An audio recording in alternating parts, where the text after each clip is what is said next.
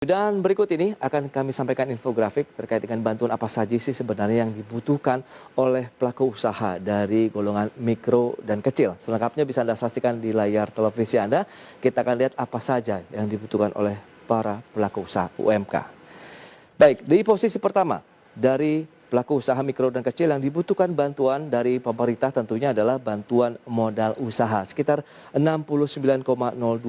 Ini juga survei yang sudah dilakukan oleh Badan Pusat Statistik ya. Kemudian di posisi kedua keringanan tagihan listrik sekitar 41,18%.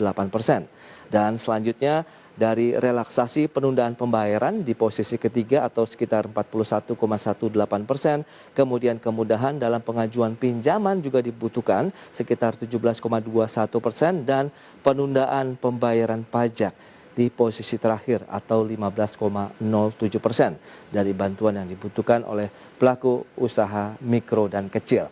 Dan kita beralih ke infografik selanjutnya, ini terkait dengan bantuan yang dibutuhkan tapi dari pelaku usaha yang kelasnya menengah dan besar ini. Kita lihat dari posisi pertama, kalau misalnya UMK tadi yang utama adalah bantuan modal usaha, sementara untuk pelaku usaha menengah dan besar yang dibutuhkan paling utama adalah justru keringanan tagihan listrik sekitar 43,53%. Disusul berikutnya relaksasi penundaan pembayaran 40,32% dan penundaan pembayaran pajak di posisi ketiga atau 39,61%. Kemudian bantuan modal usaha yang tadinya di nomor 1 untuk usaha mikro dan kecil, sementara untuk usaha menengah besar justru berada di posisi keempat atau 35,07%. Dan terakhir kemudahan, maksud kami kemudahan pengajuan pinjaman, ini dia.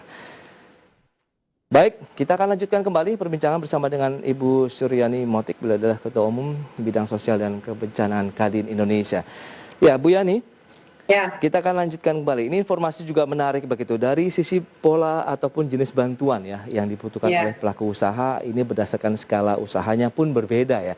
Kalau tadi Anda kan bilang fokusnya ke UMKM juga yang paling terdampak dengan adanya pandemi COVID-19, bagaimana nih dengan tadi hasil survei yang sudah dilakukan oleh BPS? Yang paling utama justru dari UMK adalah bantuan modal usaha. Iya. Saya lihat dari statistik yang Anda sampaikan tadi, hasil dari BPS make sense gitu, sangat masuk di akal.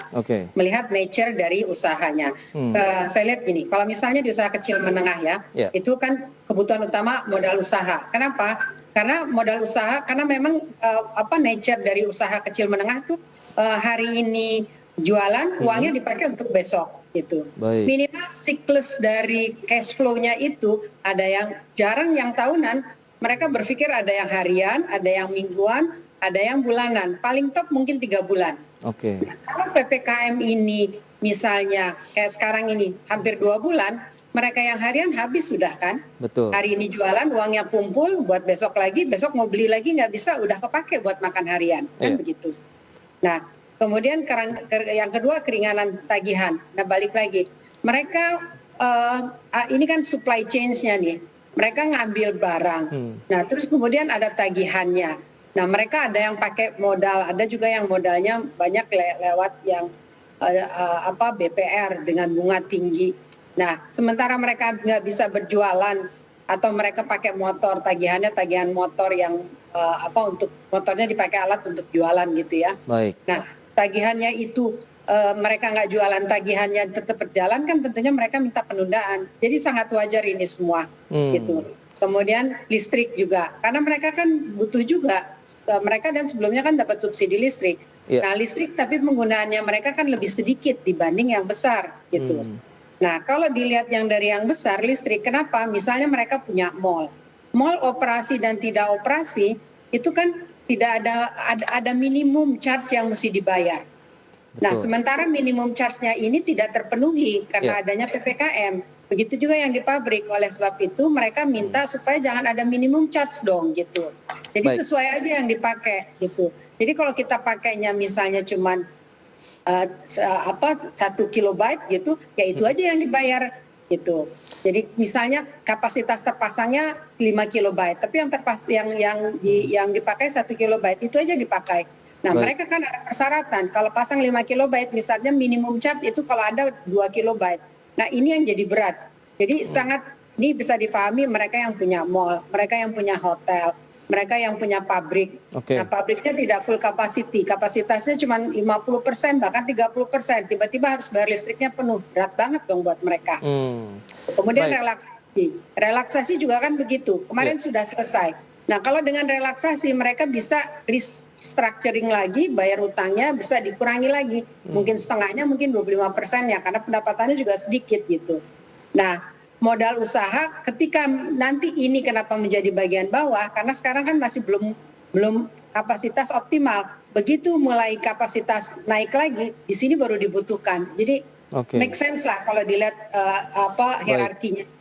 Ya Bu Yani, tapi kalau kita lihat dari pemerintah sendiri kan juga sudah fokus terhadap UMKM juga yang menjadi penopang perekonomian Indonesia yang terbukti begitu dengan adanya beberapa kali krisis yang terjadi di Indonesia, dan ini menjadi salah satu sektor yang paling bertahan dan juga masih menjadi penyokong pertumbuhan ekonomi Indonesia. Bagaimana dengan peran pemerintah kemudian jadi pelaku usaha juga yang tergabung dalam Kadin nih untuk bagaimana bisa menjaga aktivitas usaha dari teman-teman dari UMKM ini? Saya kira begini, kita tidak menafikan bantuan yang sudah dilakukan oleh pemerintah. Tapi lagi-lagi jumlahnya sangat kecil lagi, too little too late gitu loh.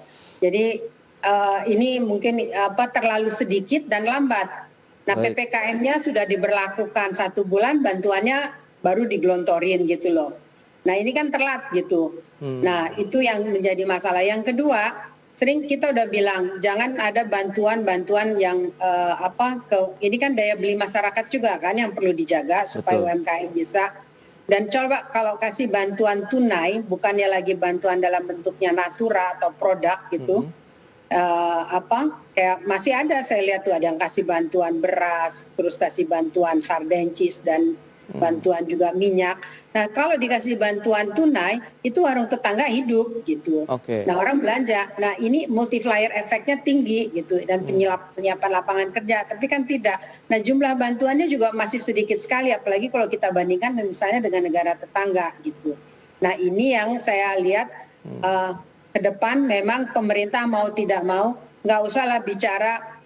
Memang pajak kita jumlahnya masih sedikit, masih 1 digit, belum 2 digit gitu. Nah, mungkin pemerintah harus berpikir kreatif juga mencari sumber pajak, misalnya sumber pajak dari ekspor kayak dari batu bara yang bagus gitu. Sumber pajak juga misalnya dari nikel gitu. Dari itu dan itu cross subsidi dibantu ke pengusaha-pengusaha kecil dan termasuk pengusaha yang pabrikan.